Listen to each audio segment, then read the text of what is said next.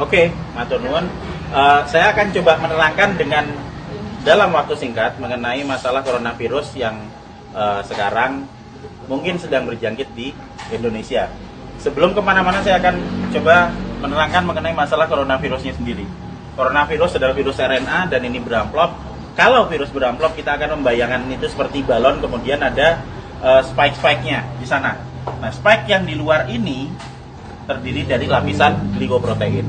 Lapisan glikoprotein akan sangat mudah hancur oleh pelarut lemak, deterjen, ataupun desinfektan. Jadi coronavirus meskipun dia punya kemampuan untuk menyebar dengan cepat, dia tetap memiliki kelemahan. Kelemahannya apa? Kelemahannya akan sangat mudah hancur oleh pelarut lemak, oleh deterjen, oleh desinfektan. Sehingga jika kita sering cuci tangan, kita sering ngepel lantai dengan desinfektan atau dengan cairan untuk pel, maka virusnya akan hancur dan tidak akan menulari lagi. Nah, kemudian saya akan cerita gimana caranya coronavirus bisa menulari ke manusia. Coronavirus menular ke manusia itu lewat sentuhan dengan material-material yang sudah terjangkit virus pertama, terus kedua pada saat kita berada di keramaian, kemudian ada orang yang mungkin bersin, kemudian kita kena oleh kontak langsung, maka dia akan langsung bisa menulari kita. Tapi sekali lagi kita jangan terburu panik dulu. Kenapa? Karena coronavirus ini tidak seganas seperti yang dibayangkan atau yang ditampilkan oleh media. Kita akan selalu lihat di situ. Sekarang korban coronavirus seluruh dunia ada sekitar di 80.000 sekian penderita. Tapi dari 80.000 itu nanti yang meninggal itu ada sekitar 2.400 yang selalu hanya akan ada di kisaran angka 2-3%. Silakan nanti dilihat di data statistik mengenai seberapa banyak yang orang yang terkena coronavirus dan seberapa banyak yang meninggal. Yang meninggal selalu ada di kisaran antara 2-3%.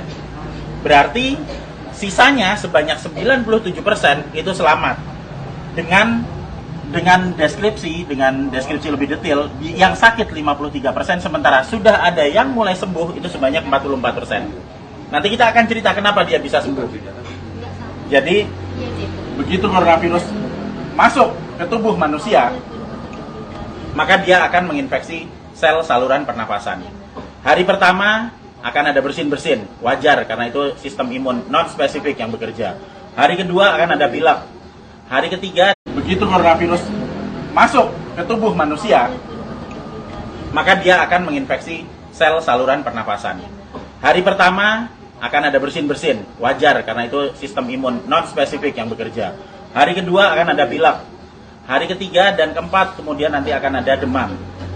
Hari kelima demam akan berlanjut, dan jika badan kita fit, maka di hari ketujuh antibodi akan mulai dikeluarkan. Jadi kita akan belajar mengenai sistem imunologi basic di sini. Pada saat terkena pertama kali, maka tubuh perlu waktu 7 hari untuk memasukkan data mengenai virus yang masuk ke sini ke sel memori. Di hari ke-7 ini ada antibodi. Hari ke-7 antibodi akan meningkat, akan keluar di sini hari ke-7. Hari ke-14 dia akan naik sampai ke atas maksimal. Nah, pada saat antibodi naik di sini, maka antibodi itu akan dipakai untuk melawan virus corona.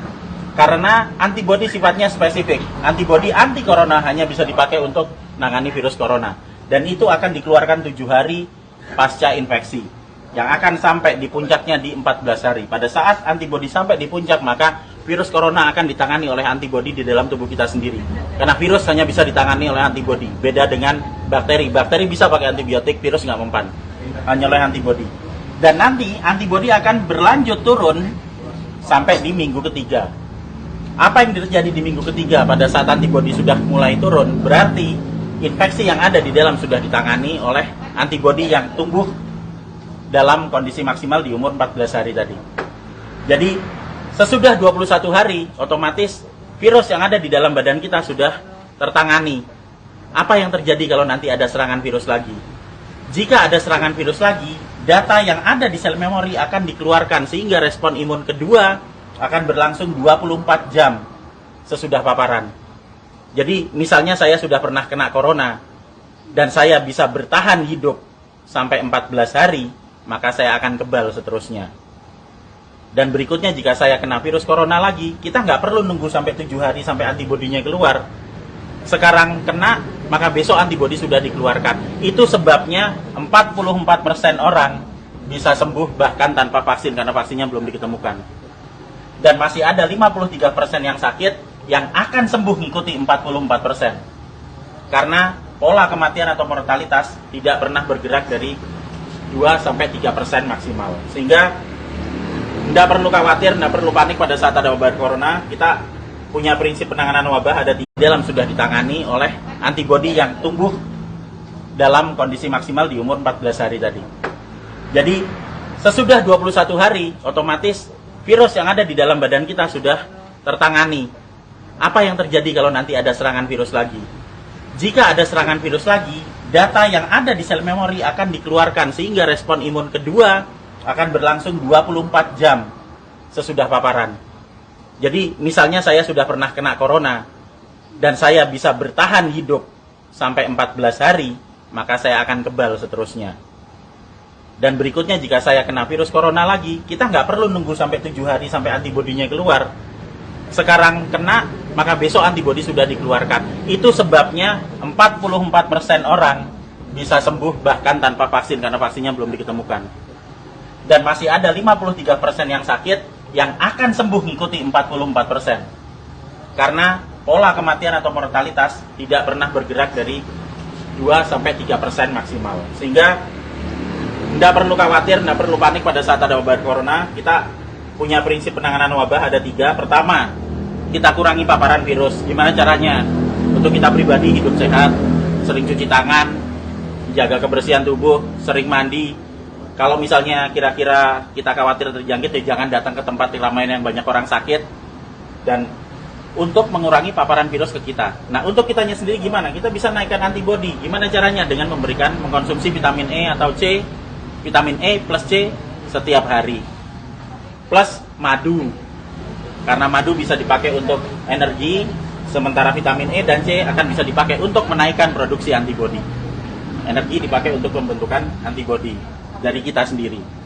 Dan yang terakhir, kalau sakit jangan keluar, di rumah aja, terus kita beri terapi, kita sembuhkan, makan yang benar, kita melakukan pola hidup sehat, sehingga jika itu nanti sakit atau misalnya katakanlah demam, panas dalam waktu 4-5 hari itu wajar, nggak usah panik, biasa aja.